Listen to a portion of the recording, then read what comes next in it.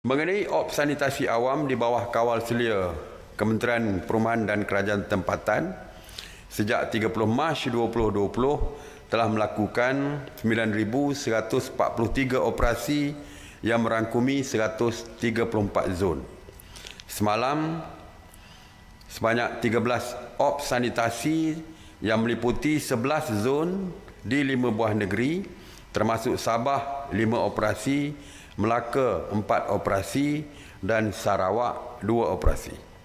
Op sanitasi ini melibatkan 49 anggota Jabatan Bomba dan Penyelamat Malaysia ataupun JBPM serta 110 anggota pihak berkuasa tempatan ataupun PBT. 11 jentera JBPM turut digunakan di dalam proses sanitasi ini. Mengenai kuarantin wajib, dari 10 hingga 7 Julai, seramai 13,288 rakyat Malaysia telah pulang ke tanah air melalui pintu masuk lapangan terbang KLIA. Daripada jumlah itu, sebanyak 13,236 individu telah diperintah untuk menjalani kuarantin wajib di rumah, manakala 52 orang lagi yang didapati positif COVID telah dibawa ke hospital. Pada 7 Julai 2020, sebanyak 375 rakyat Malaysia telah pulang ke tanah air melalui lapangan terbang antarabangsa KLIA 1, KLIA dan KLIA 2 dari China, Indonesia, Jepun, India dan Qatar. Seramai 374 individu telah diperintah menjalani proses kuarantin wajib di rumah, manakala seorang lagi dibawa ke hospital. Dan saya ingin mengingatkan kepada mereka yang dikuarantin wajib di rumah perlu mematuhi setiap SOP yang dikeluarkan oleh pihak kerajaan. Seperti yang saya sebutkan di dalam PC saya beberapa hari lepas, bahawa mesyuarat khas menteri-menteri mengenai pelaksanaan PKP ini telah memanggil Suruhanjaya Penerbangan Malaysia untuk membentangkan kepada mesyuarat mengenai berkenaan dengan harga tiket penerbangan yang dianggap masih lagi tinggi.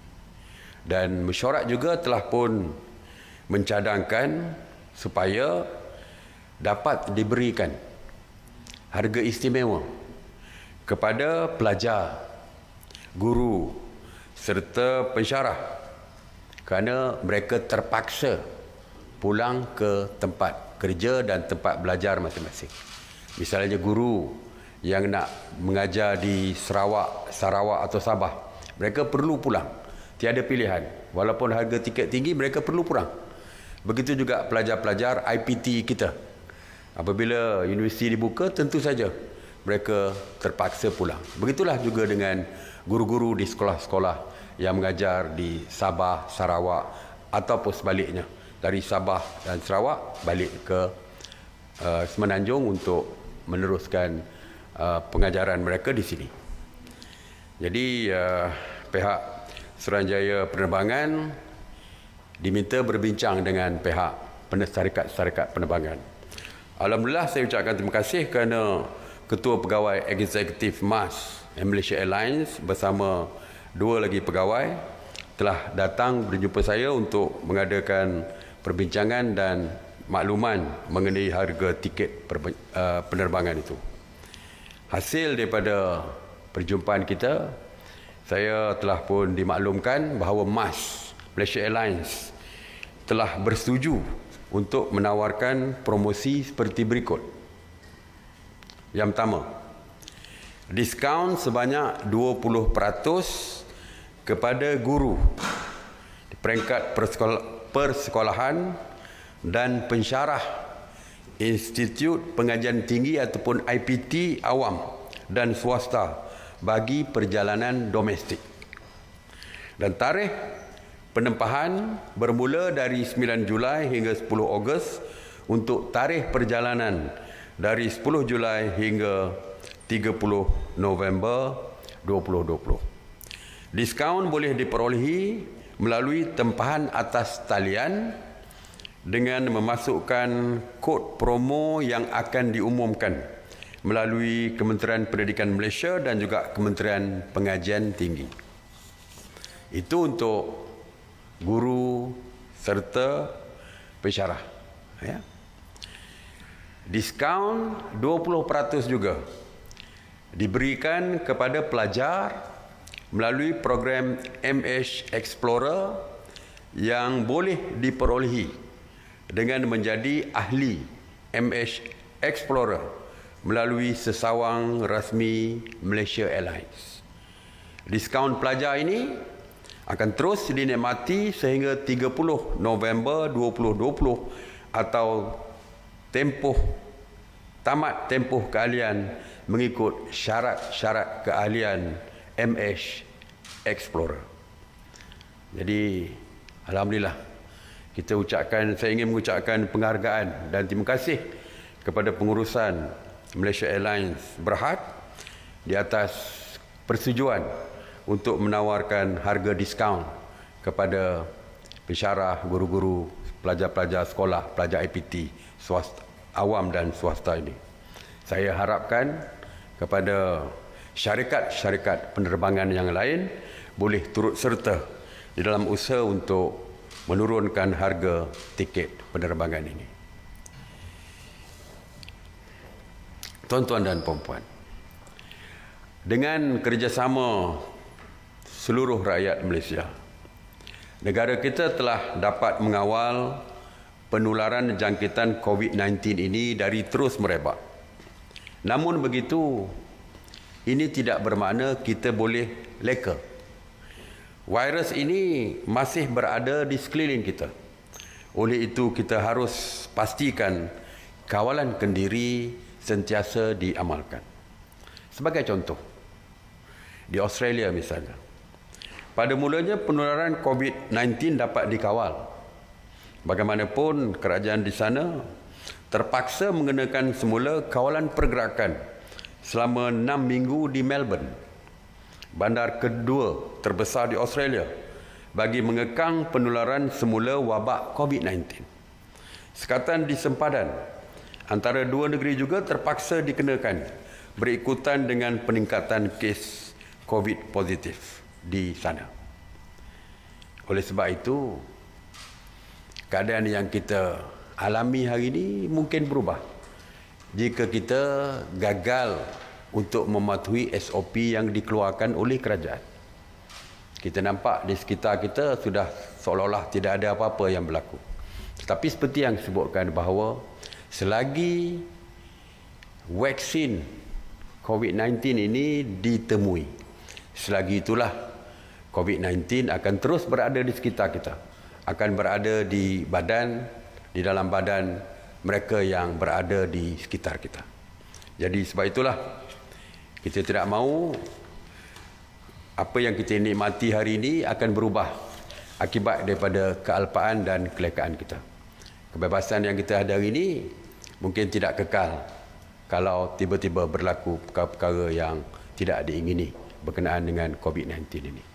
Jadi yang mampu untuk mengekang penularan COVID-19 ini, yang mampu untuk memastikan kita terus bebas dan semakin bebas selepas ini adalah diri kita sendiri. Oleh itu, teruskan amalkan kawalan kendiri untuk terus kekal selamat. Terima kasih.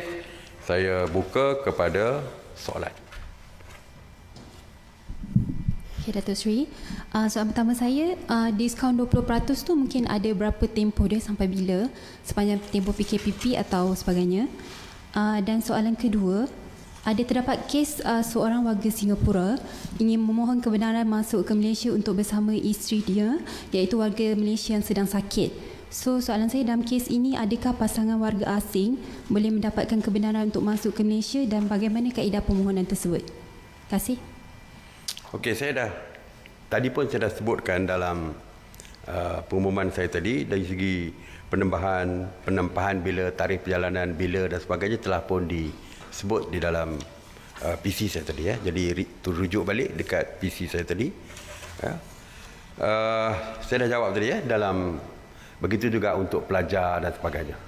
Pelajar jelas ada disebutkan tempoh, iaitu tempoh tamat keahlian MH Explorer, iaitu sehingga 30 November 2020. Kita sekarang ni kita memberikan bantuan kepada mereka kerana mereka nak balik ke kampus ataupun nak balik ke tempat belajar dalam waktu terdekat. Sekolah misalnya, sekolah sedang dibuka di dalam bulan Julai ni onwards akan dibuka.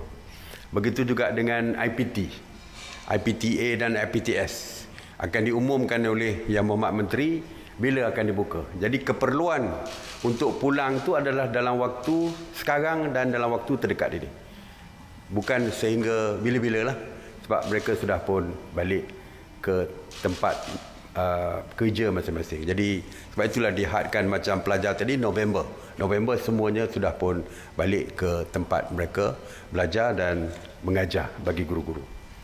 Mengenai rakyat Singapura yang sakit dah, suami dia sakit, isteri sakit, okey.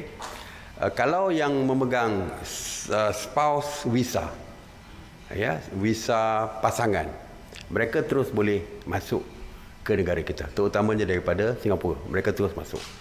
Tetapi kalau mereka tidak mempunyai spouse visa, tidak ada visa, mereka masih boleh memohon kepada Jabatan Immigration kalau ada kematian, ada sakit, dan kemukakan bukti.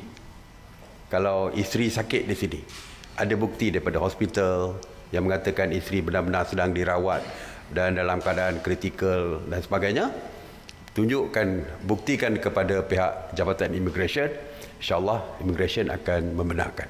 Saya rasa tidak ada isu yang berkaitan dengan rakyat kita ataupun warga daripada isteri atau pasangan warga kita yang berada di Singapura terutamanya untuk pulang ke Malaysia kerana pasangan mereka sakit ataupun meninggal. Ya, boleh. Assalamualaikum Datuk Seri. Salam. Okey, ini berkenaan dengan guru dari Semenanjung Malaysia ataupun Sabah yang mahu balik ke Sarawak dan berjumpa pasangan masing-masing. Adakah mereka ini perlu lagi membuat home quarantine selama 14 hari kerana pihak yang terkesan ini memohon pihak Kerajaan Persekutuan mengadakan perbincangan dengan Kerajaan Negeri Sarawak agar melonggarkan tempoh kuarantin tersebut. Terima kasih. Ya. Tidak ada lagi home quarantine bagi Sarawak ataupun Sabah bagi rakyat kita yang balik ke Sabah atau Sarawak. Ya. Mana-mana rakyat Malaysia ini bebas untuk bergerak di seluruh negara sekarang. Apabila diumumkan rentas negeri, mungkin peringkat awal tu masih lagi keadaan tidak mengizinkan, maka perlu ada home quarantine di sana. Tetapi sekarang ni sudah tidak ada. Keadaan negeri Sabah, keadaan negeri Sarawak sudah pun terkawal. Tidak ada lagi isu-isu yang seperti dulu, kes yang banyak dan sebagainya. Jadi sebab itulah rentas negeri seluruh Malaysia antara mana-mana negeri termasuk daripada Semenanjung ke Sabah, Sarawak tidak lagi bila sampai ke Sabah dan Sarawak perlu di kuarantin di rumah secara wajib seperti dulu. Walau bagaimanapun saya pernah umumkan bahawa di airport mungkin mereka akan disaring secara rambang. Tidak lagi setiap individu yang masuk kena saring. Saringan pun tak ada, tetapi mungkin ada secara rambang mereka tarik ke tepi satu dua dalam satu penerbangan itu untuk dibuat saringan, itu saja. Tapi secara keseluruhannya bebas masuk, tidak ada saringan, tidak ada kuarantin dan sebagainya. Okey. Okay, Assalamualaikum Datuk Seri. Nak tanya, kita ada sebulan lebih lagi untuk menyambut Hari Kemerdekaan atau Kebangsaan. Jadi nak tanya sama ada kerajaan membenarkan apa-apa acara ataupun sambutan untuk Hari Kebangsaan ini ataupun dibatalkan. Contoh macam hari sambutan perbarisan. Dibenarkan ataupun tidak? Setakat hari ini perbarisan itu tidak ada. Sebab kalau kita lihat perbarisan itu yang pertamanya perhimpunannya besar. Saya rasa beribu perhimpunannya. Dan yang kedua dari segi penjarakan sosial tidak ada sewaktu perbarisan. Bukan saja peserta perbarisan tetapi yang penonton yang hadir pun, yang dijemput hadir itu pun tidak ada penjarakan sosial. Kalau di kursi VVIP dan tempat yang dikhaskan mungkin mudah untuk dikawal, tetapi orang ramai datang sendiri yang berada di tepi, kalau di dataran mereka yang berada di tepi jalan dan sebagainya. Kalau biasanya memang berimpit-impit dan sebagainya yang sukar dikawal. Setakat hari ini tidak ada kebenaran lagi. Setakat hari ini tidak ada perarakan lagi. Walaupun seperti kita tahu, Hari Merdeka ni bukan setakat perarakan, tetapi banyak program-program sampingan yang lain. Sebagai contoh, pelancaran Bulan Kemerdekaan, pelancaran mengibar jalur gemilang dan berbagai-bagai lagi acara sambutan selain daripada sambutan pada hari 31 Ogos. Malam sebelum tu pun biasanya ada juga countdown dan sebagainya. Jadi setakat ini perkara-perkara yang melibatkan perhimpunan masih tidak dibenarkan, masih tidak ada di dalam jadual. Walaupun bagaimanapun untuk detailnya, saya percaya Menteri KKMM Datuk Seri Saifuddin Abdullah pastinya akan mengumumkan perkara ini secara lebih detail. Yang mana ada, yang mana boleh, yang mana dijalankan, yang mana tidak dilaksanakan, secara detailnya akan diumumkan. Mungkin jika ada yang dibenarkan tu untuk dilaksanakan, SOP pun akan dibentangkan oleh Yang Berhormat Menteri KKMM. Okey, terima kasih. Assalamualaikum warahmatullahi wabarakatuh.